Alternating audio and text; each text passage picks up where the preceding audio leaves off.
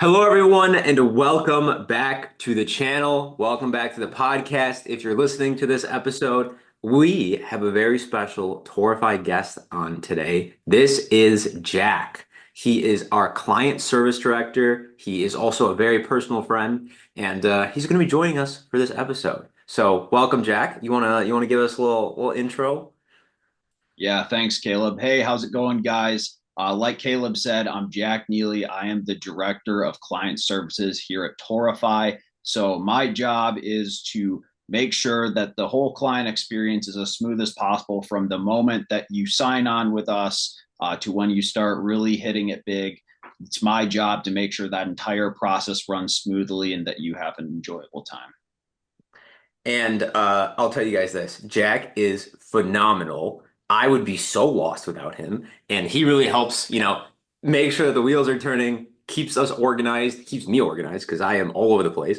So he's phenomenal, man. And what we kind of wanted to talk about in this episode is how to write ads, emails, and just kind of a little bit more of like the strategy behind advertising. We talk a little bit about, how to run Facebook ads, how to run Google ads, stuff like that. This is going to be kind of like strategy on all of that. So you can do a little bit of brainstorming to help make sure that the ads you're making, if it's Facebook, Instagram, posts online, just that they're done well and you're getting as many leads as possible and you're making as much money as possible. Um, Jack, is there anything you wanted to add on that I kind of mentioned there? No, I think you pretty much covered it. So yeah, I mean, we're going to discuss, what your strategy should be as far as what you should be doing with your ad marketing, what you should be doing with email marketing. When you're diving into this, especially for the first time, maybe you've just been used to referrals throughout the entire life cycle of your business. It can be a little bit overwhelming. Which one of these avenues do I pick? What's better for getting consistent leads in and making sure that my calendar is always booked? So we're going to walk you guys through that piece by piece to show you where each of those pieces apply in your funnel, how you're going to write an ad versus how you're going to write an email. It's two very different audiences, two very different approaches, and really just build a comprehensive picture of what it looks like from start to finish, from when someone discovers your painting business to when they actually end up booking a job with you. So, you know, you kind of touched on a couple things I wanted to ask, Jack, and kind of the whole thing here is I want to pick your brain and bring Mhm. some of these ideas to light here. Let's say I'm running a painting business. I'm running Caleb's Painting. Okay, I've been operating off of referrals, and I'm doing okay. I'm making 200, $300,000 a year in sales. Mhm. Why should I even care about marketing? I got referrals. Seems like they're pretty easy business. Why should I care about this? Why do I need to run ads at all? Yeah. No, referrals are great. I mean, referrals are always going to be the gold standard of any lead, right? Because, and this will get a little bit into what you need to do to persuade people when you get into the digital marketing side. But when you have a referral, you have someone who has used your services before, will testify for your services, recommending your services to someone they know. So there's a very high degree of trust there, and typically, if they're recommending you, it's because, someone asked. I don't just go, walking to a dinner party and, say, hey, Caleb did a great job painting my house. You should really book him, right? Yeah. That would be a little bit weird. But the reason that you also want to look at adding the digital marketing side, doing Facebook ads, Google ads, whatever it may be in your funnel, is because referrals work until they don't, right? If you're relying on an outside source, if you're relying solely on the goodwill of your previous clients to bring you more clients, then you don't have control of the system. You don't have control of when those jobs are coming in, and you don't have a reliable way to know that your calendar is going to be booked up, you're going to have enough jobs for your crew. So when you layer on Facebook ads, Google ads, SEO on top of that, you create an additional almost insurance policy for your business that, yeah, I'm going to get these referrals. They'll probably be easy close. They'll be great business. But in addition to that, if those start to slow down, I have this backup piece where I know that I can consistently get reliable leads, even in the cold months like winter, from Facebook or from Google searches. And this is really going to bring you from, that that 250, $300,000 mark, this is what's going to bring you up to being in $1 million a year business, is that consistency. Okay. Okay. So you actually used to be a painter. I did. Okay. Based on your experience as a painter and dealing with all of our clients, what would you say like the percentage of business comes from? Do you think that most of the people you see get 75% referrals, 25% leads from ads, or what does that all kind of look like? Do you have an idea, a breakdown there? Yeah, just a little bit on my background in painting. It was a little bit of a unique situation in that I was subcontracting back in college for a company that was doing more high end deals. So, they were getting some things from referrals, but they also had a partnership with a couple of builders. So they got a lot of jobs through that. So that's kind of a one off tip there. If you don't already, I would highly suggest making friends with carpenters, with businesses that are complementary to yours because they can provide you business and you can form a good partnership together. Um, but I've also seen a lot of businesses when they start to get into the Facebook ads world, right? And when they really dive into it, you can see as much as 75% of your business coming from Facebook ads. So suddenly you shift from this model where, you don't know how many referrals you're going to be getting each month. You can't Yeah. consistently rely on that to, you have a system that works and you are reliably going to get new jobs booked into your calendar every single month. There's no Mhm. more of that concern of what's going to happen. If the leads dry up, you have a system that's running 24/7 even when you sleep.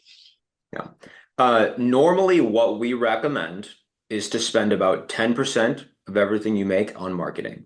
So if you Mm-hmm. are making $100,000 a month in sales, then we recommend you spend about $10,000 a month in marketing. Some of that's ad spend, some of that's retainer fees, whatever. But at first, that will probably not be the case. You will probably, if you have a bare bones empty pipeline, you're probably going to need to spend like 15% just to get it off the ground. And that's okay because you will benefit from that later. But you want it to even out around 5 to 10% of your sales. So if you make $1 million, you should spend $100,000 on marketing. That's roughly, what we suggest there. Um, but let's kind of get into like, okay, let's go down the line here. All right, you've convinced me, hey, I should probably, think about some other options. I don't want to just rely on referrals. I don't want to do that. I don't feel comfortable doing that. And realistically, it's not going to take my business to the next level that I want. It might keep me busy. It might keep my crews busy, but it's not going to help me add two more crews. It's not going to help me add on an extra $500,000 next year. So okay, uh let's say I've decided to make that jump. What do I need to as a company kind of have figured out? Like how do I even present myself online? Do I a lot of the clients that we see or whatever, maybe they made a website like many, many years ago. Um, what do you recommend doing to kind of clean up your social presence so that when people look you up, when they see you, they're comfortable enough to reach out, fill out a form, click on the ad or whatever. Do you think, I guess let's two-part this question. One, do you think you even need to clean up your social presence? And two, if so, how? Yeah. Yeah, I think you absolutely do need to clean up your social presence. I mean, it's no secret, guys, right now, uh, the digital landscape is highly competitive. Now, competitive doesn't mean that you shouldn't enter it, right? It just means that there's a lot of business there. Otherwise, it wouldn't be competitive. Uh, so you absolutely need to have a clean look for your business. You need to make sure that your website doesn't look like it was from 2005, right? You need to make sure that your Facebook or your Instagram account, it doesn't look like it's a personal account, right, with a lot of unprofessional pictures and just things that are unrelated to your business. I would recommend cleaning those things up. If you're going to use a business specific account, you should be using a business specific account. And I would also say, at least in the beginning, when you're just trying to build a foundation, right? If someone's clicking on your social portfolio or your profile, or if they're going to your website, it's really quality over quantity.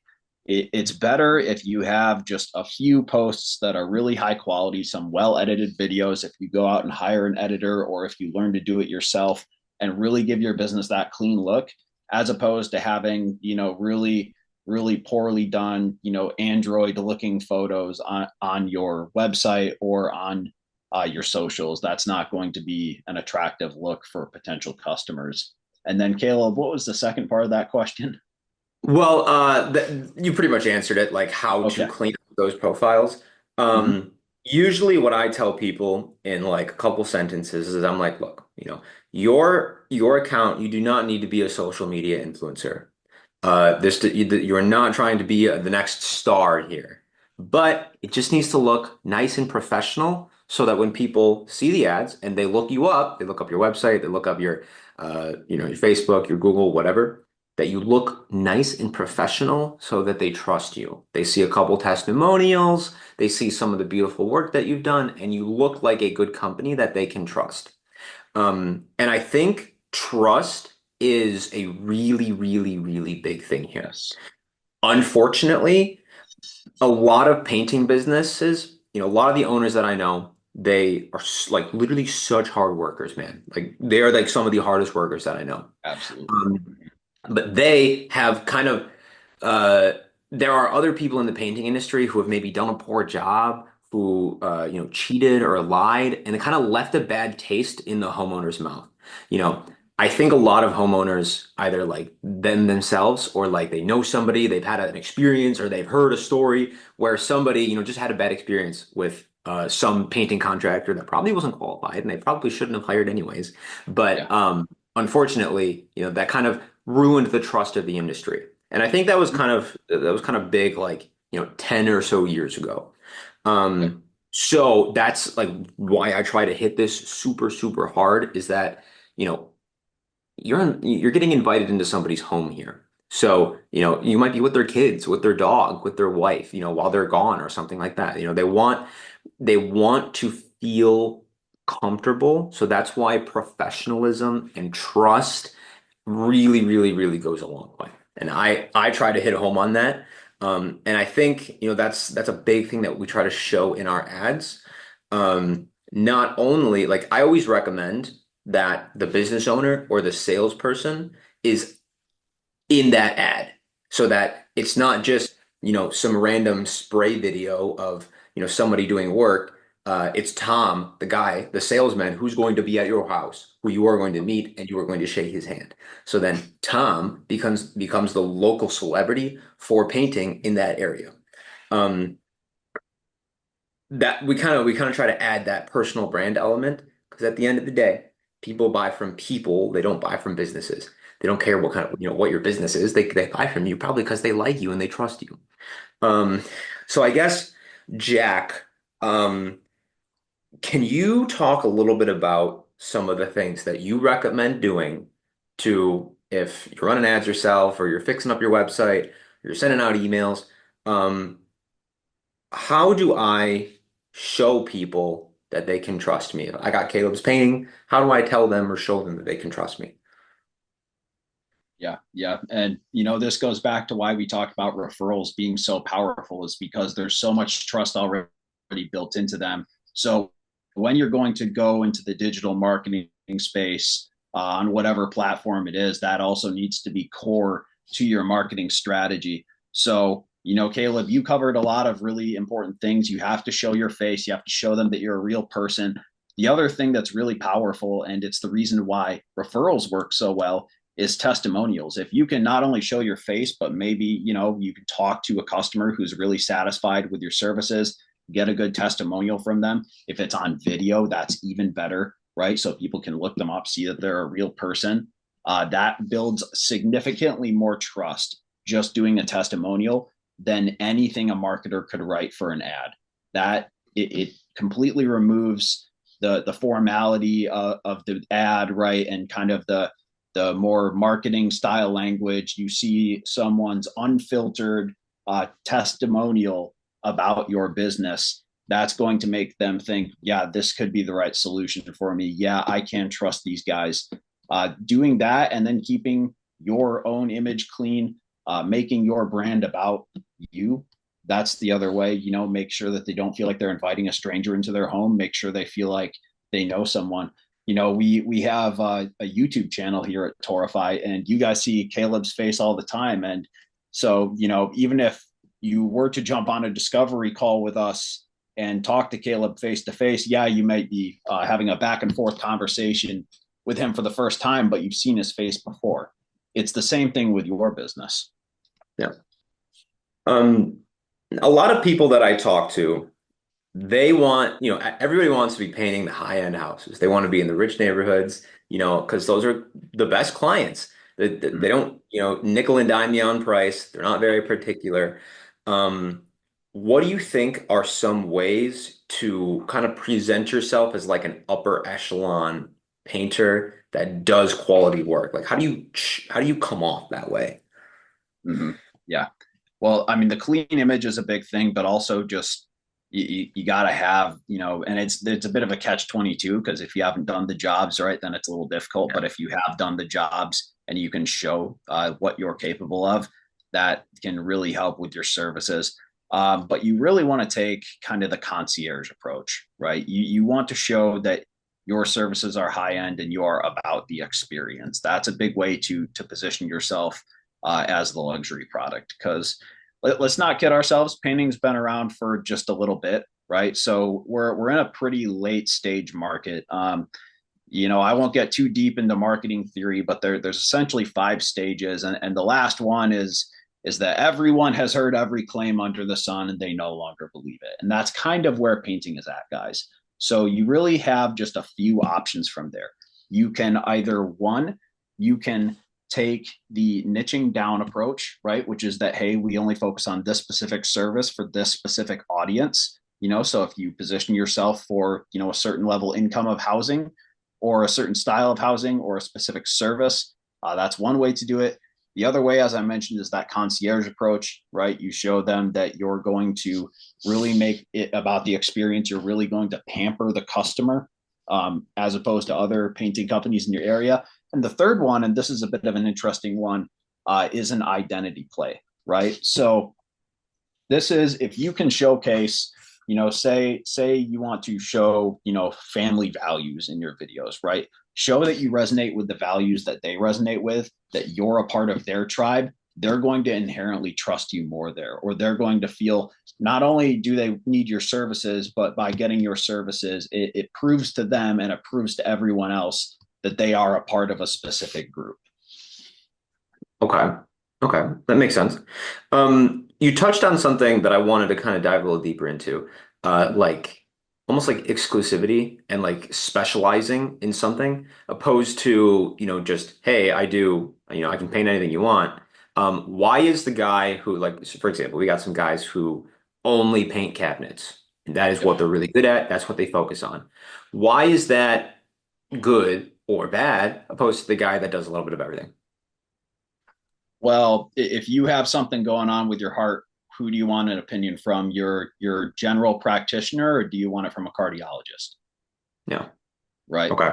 Okay. When you're the specialist, when you can present yourself as the specialist, people are going to trust that you're going to do a better job than the generalist. This is just it, whether or not it's actually true, this is just a general fact of all markets, including painting. So if Mhm. you're focused on one or two very specific services and you can position yourself as the authority on those services as opposed to, hey, we'll just do whatever kind of job, you can really make people believe that you're going to do a better job than anyone else who's available there and is saying that they also, that, they do that and they do all these other services too. It's the old saying that, you can be a jack of all trades, but a master of none. Mhm. Okay. I mean, that makes total sense. If I would want to deal with somebody who is like actually well versed in that problem. That's literally exactly why we only work with painters because Yep. this is what we're the best at. We used to work with a few different industries and then we basically kicked them out. We're like, hey, listen, we're only going to focus on painters from this point forward. This is what we're best at, and we want to put all our eggs in this basket. And this allows us to do better work.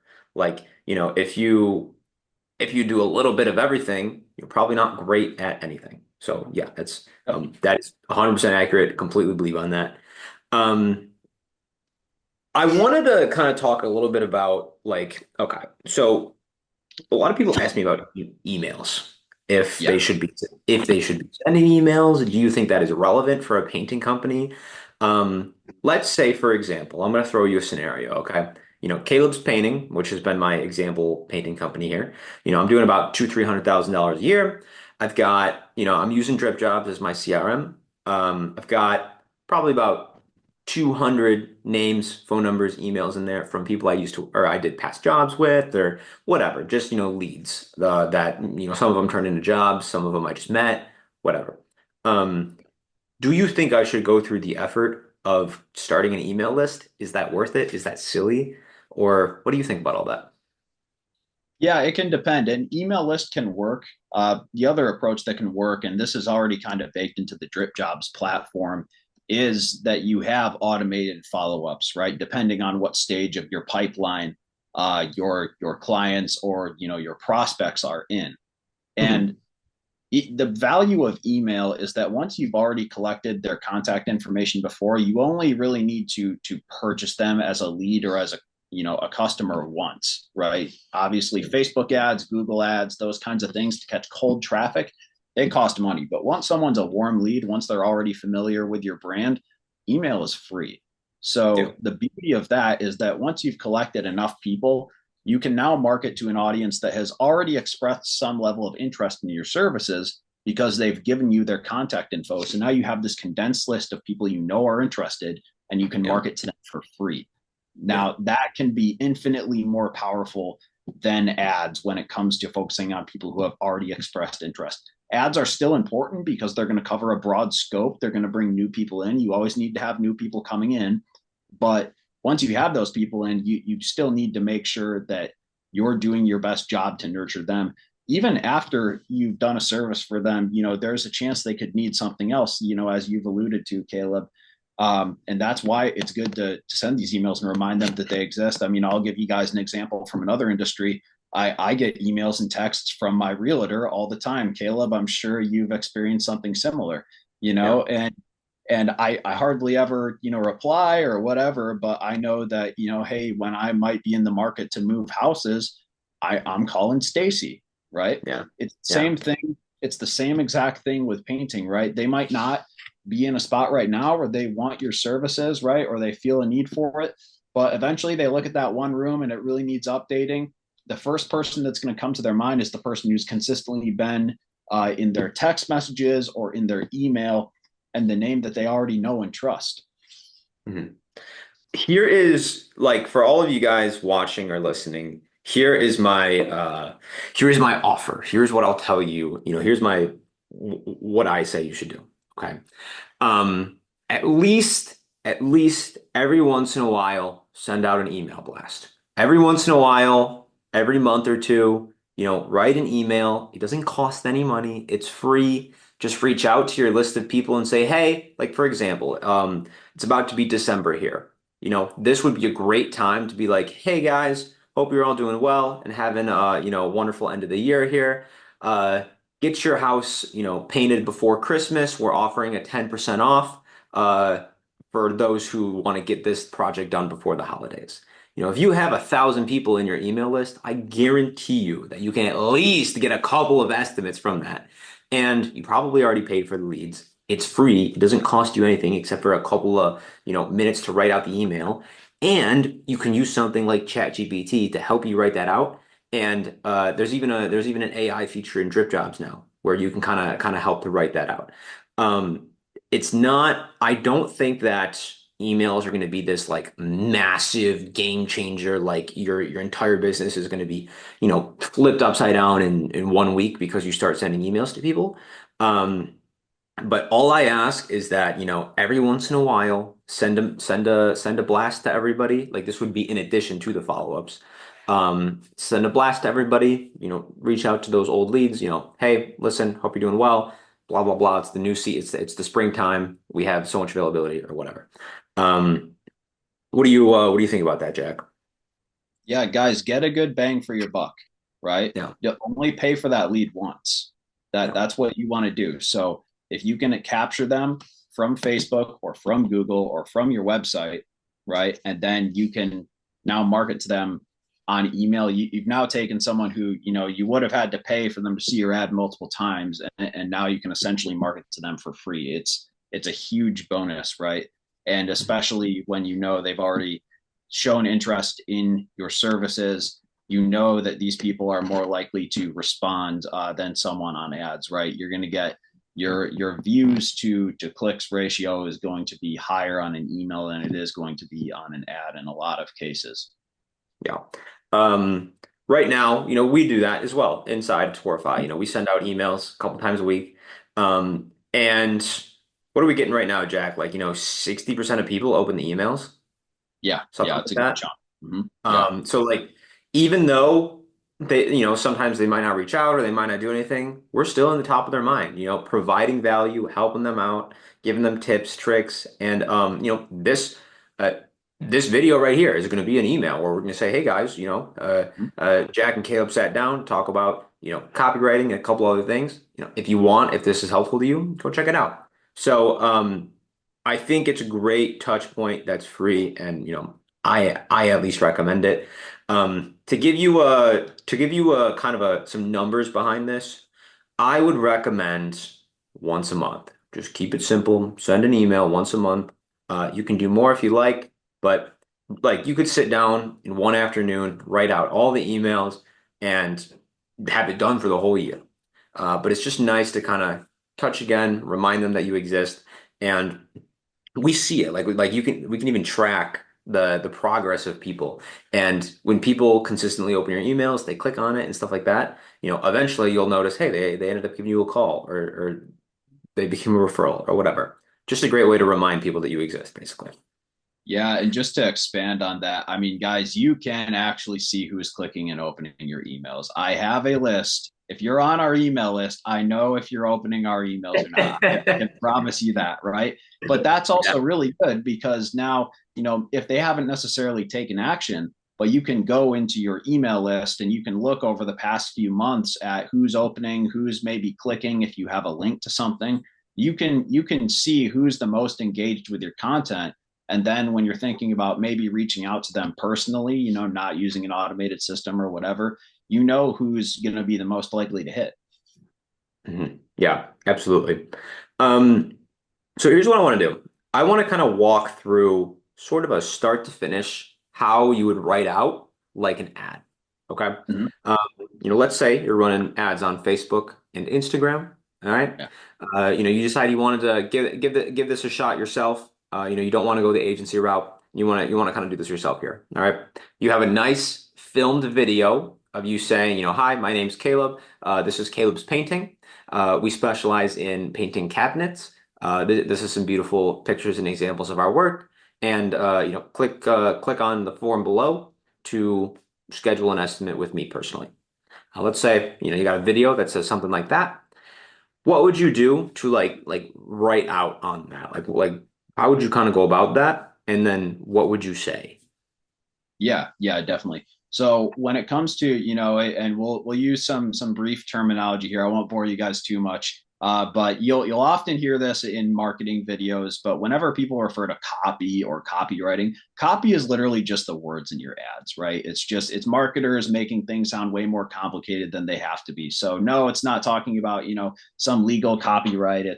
It's just a term for what you're writing in your ads. So there's a couple of questions that you want to ask yourselves when you're writing this. And first and foremost, and this is really the game breaker between a really good performing ad, really good performing ad copy, and one that just does so, is understanding your audience, right? Who are you talking to? That is the most important question you can ask yourself, because the game of copywriting is knowing your audience better than they know themselves. Once you do that, and once they believe that in your mind, you have them.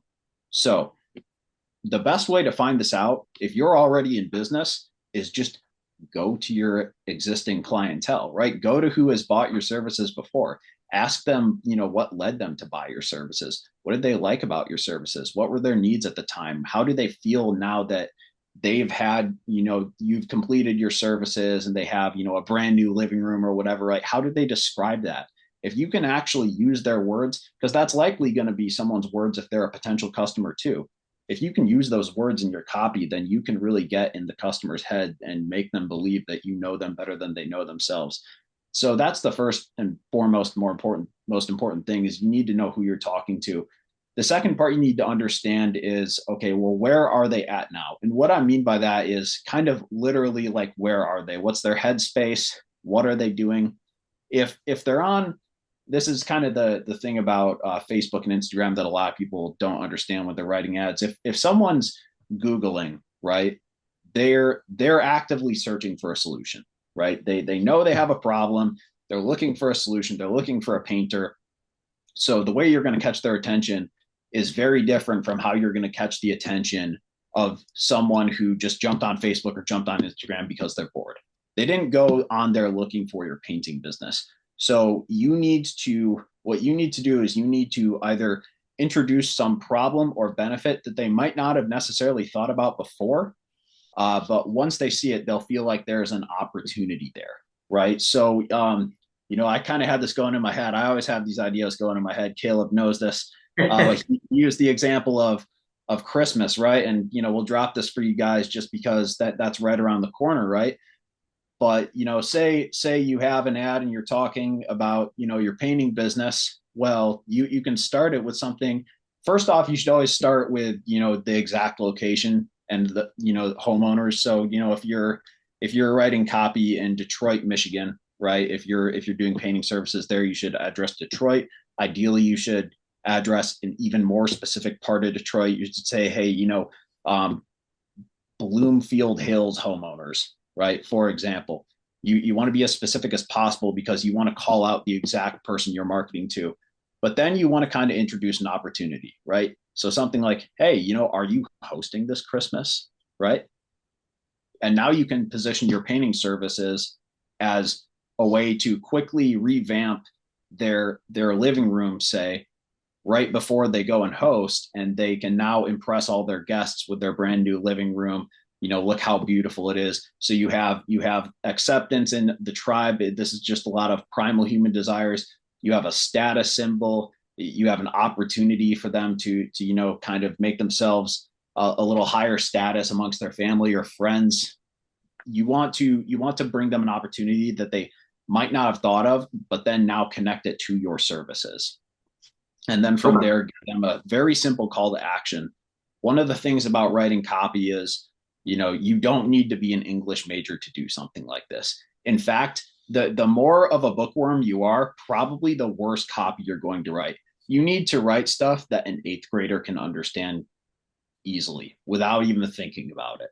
You want to make Yeah. your message as clear and simple as possible. That's the stuff that converts the most. hmm hmm Okay. Here's what I'm going to do. I am going to actually share an example here. And for those of you listening, I'm going to read this out loud. And Jack, I just kind of want you to walk us through some of the different points here, what you like, what you don't like. I said I wasn't going to share my screen on this, but I really did want to share an example here with you guys. So All right, I'll make make it this as animated as possible for the podcast listeners here. Um, this is a client that we are running in Denver. Okay. Um, I'm actually going to talk about two different versions of copy here, and we're going to, compare them, talk about what we like, what we don't like. One of them is a little bit more of a negative connotation, not really negative, but to spark maybe concern, like, oh, do you have this problem? Huh, I don't know, Yep. maybe. And then one of them's a little bit more like, trust and testimonial. So I'm going to go over this first one here. So Metro Denver homeowners, beware of shady painters. Ever hire a painter who overpromised and underdelivered? Maybe they showed up late, left a mess, or didn't even finish the job properly. I'm Asa, and after hearing too many horror stories from my neighbors, I decided to do something about it. That's why I started Bighorn Painting. Here's what sets us apart. Exceptional quality. We treat your home like our own. On time, every time. No more waiting around. Spotless cleanup. We leave your space cleaner than we found it. Trust and transparency. Honest communication. No hidden surprises. Don't settle for less. Click get quote to get a free estimate and experience the Bighorn difference. What are your thoughts on that, Jack? I know that you had a hand in this, so Yeah, no, let's unpack this a little. So just looking at the first three paragraphs here, and I said I wasn't going to get too nitty gritty, but I'll keep this a little high level. This is exactly what we refer to in marketing as PAS, problem, agitate, solution, right? So there's two ways you can generally catch people's attention, right? And that first line, it's called the hook, right? If you're into fishing, you immediately understand that reference. But the whole point of the hook is to get their attention and make them want to read. What else are we going to talk about here? The two things that get people's attention are opportunities and threats, right? So in this case, we have a threat, right? Beware of shady painters. That's going to grab their attention. Now they're going to go and read the rest of it because they're going, okay, well, what are you getting onto? Is this something I need to know about? Right. So now we get to the agitate section, right? Where we're now resonating with their pain. Ever hired a painter who overpromised and underdelivered? Maybe they showed up a little late, left a mess, or didn't finish the job properly. If you've hired a painter before and you've had this experience, we're now speaking your language. We now understand you just as well as you understand yourself, right? And now we introduce the solution, right? Which is ASA, right? And he talks about resonating with, he's talking about his neighbors, and we're now teasing a solution. He decided to do something about it. So now we've gone from problem, agitate, solution, and now we're connecting his product, which is his company, to the solution. And then very quickly here, what I love about this next section is its bullets. Like I was saying, guys, you want this to be quick hitting. You don't want to write a novel here. If you've ever found yourself scrolling mindlessly on Facebook or on Instagram, there's not a lot of brain cells firing when that happens, right? So you want to make it as easy to read as possible. So we have a couple of hard hitting, hey, here's what sets us apart. And notice how he always connects it back to how it affects them, right? What's in it for me? So exceptional quality, cool. How's that related to me? We're going to treat your home like our own, right? Okay, well, that's nice. I'd like to have that, right? I don't want a painter who leaves a mess everywhere. On time, every time, no more waiting around. Okay, so cool. I don't have to experience this pain, right? Of waiting and not knowing if the painter is going to show up or not. Maybe you have to get to work, whatever it is. We leave your space cleaner than we found it. Again, connecting to, you guys get the point at this point, connecting it to how it affects the customer. And then at the bottom here, we have the call to action. Very important. You always have to include this. The call to action is arguably the most important part of the copy.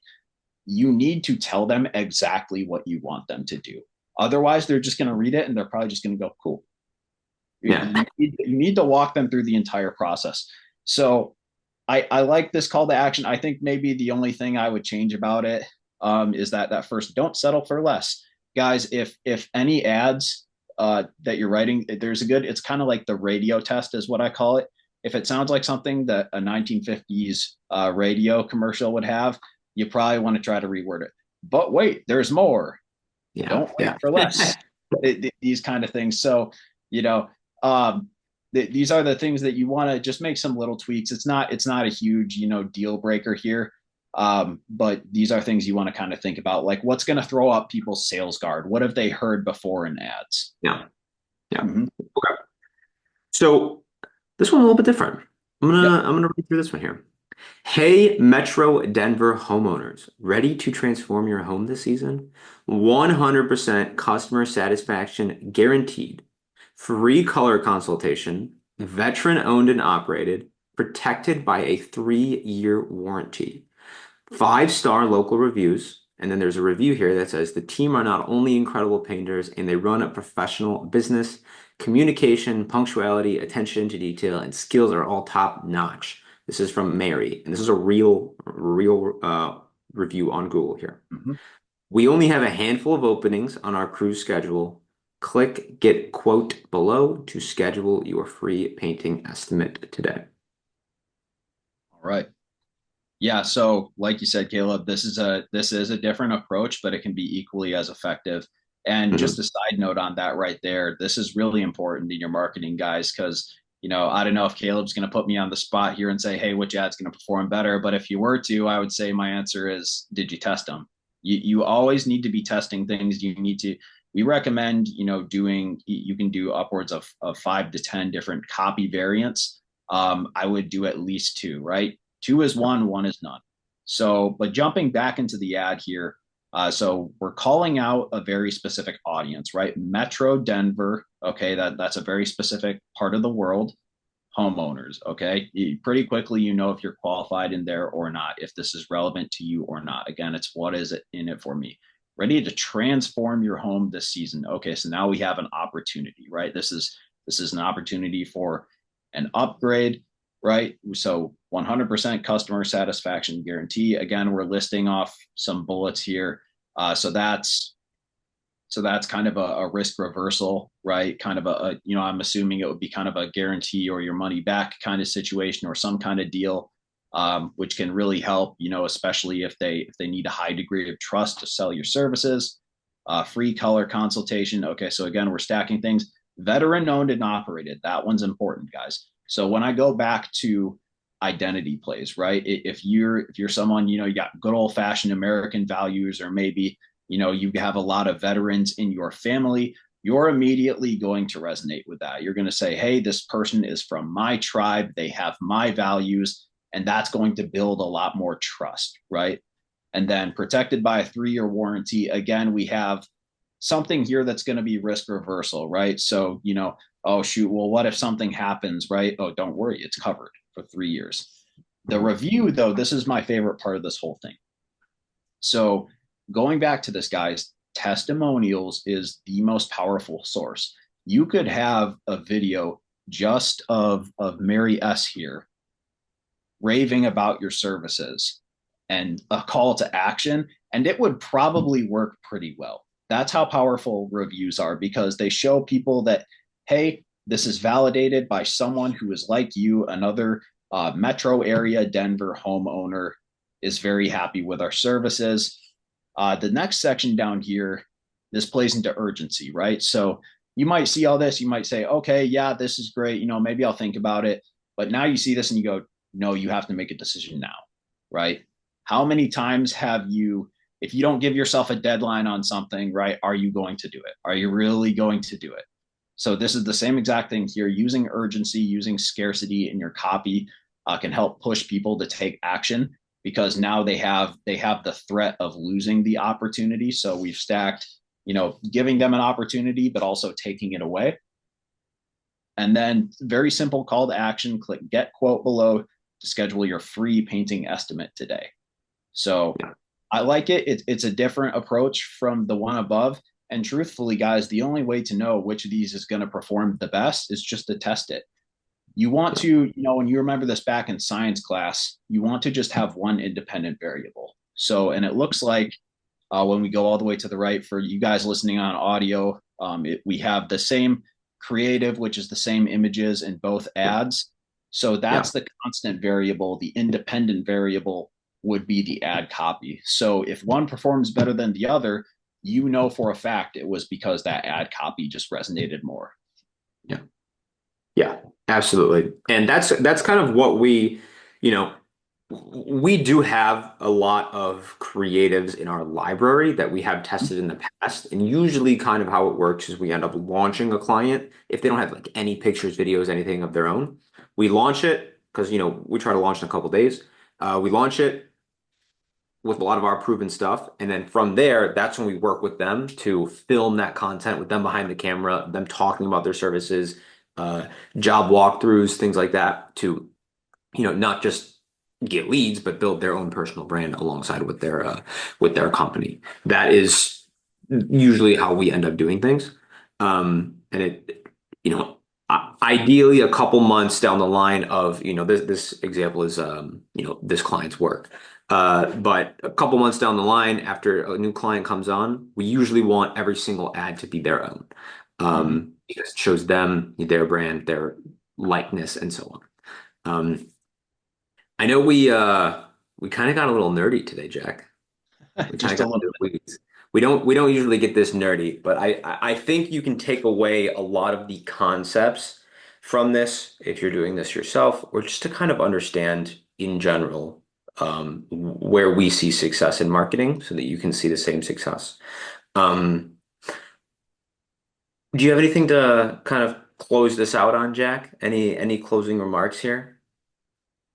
Yeah, I would say, the your copy is not going to sell, your ads aren't going to sell if they just sit in a draft, right? So if you're just seeing this for the first time and thinking about running this stuff yourself, right, don't be afraid of failure, because Yeah, the only way to guarantee that failure is to not try at all. So yeah, it's a learning process. Even for us, it's a learning process. We are constantly refining yeah, our clients ad campaigns. We're constantly refining copy. We're constantly testing new ideas. That's the name of the game in marketing. It is all about trying things and finding what works. So yeah. don't be afraid to fail at this. If you're looking to get into it, I would recommend just jumping in. You're going to learn a lot from it. Yeah, there is so much that you can learn, but you have to start. You have to take that step and actually do something about it. A lot of people that are watching this video, they might say, "Oh, that's cool," but oh well. I would rather you guys, actually do something about it and fail miserably than never do anything at all. Um, you have to take that next step. You have to move forward and just like structuring your ads or, creating this marketing campaign for your business. Um, it's not going to be perfect at first, but you got to start. Um, Figure out who your audience is, figure out what makes them tick, make beautiful ads, pair that with wonderful copy, show that in those areas, with you and your brand behind it, and wrap that all up with a beautiful, wonderful call to action. And if you made it this far in the video, here's my call to action. Okay? If you see this stuff and you're like, this is cool, man, but I don't know how to do all this. I really don't want to go through all of this trial and error that you just talked about. Then we, Jack and I, can do all of this for you. So what you can do is if that sounds at all interesting, click on the link below in this video and it'll take you to a page. You can learn a little bit more. And once you get to that page, there's a spot where you can schedule a discovery call with me. What I'll do is I'll go over everything we talked about and just kind of show you how we can do some of this for you. We take care of creating all of the ads, helping you to film these ads, making sure that they're shown to the right people. And on top of that, once those leads come in, we call them, qualify them to make sure that they're the right fit for your business and they're not broke. And we do all the follow-up and we schedule that estimate right into your Drip Jobs calendar for you. So if that at all sounds interesting, click on the link below and we'll see you there.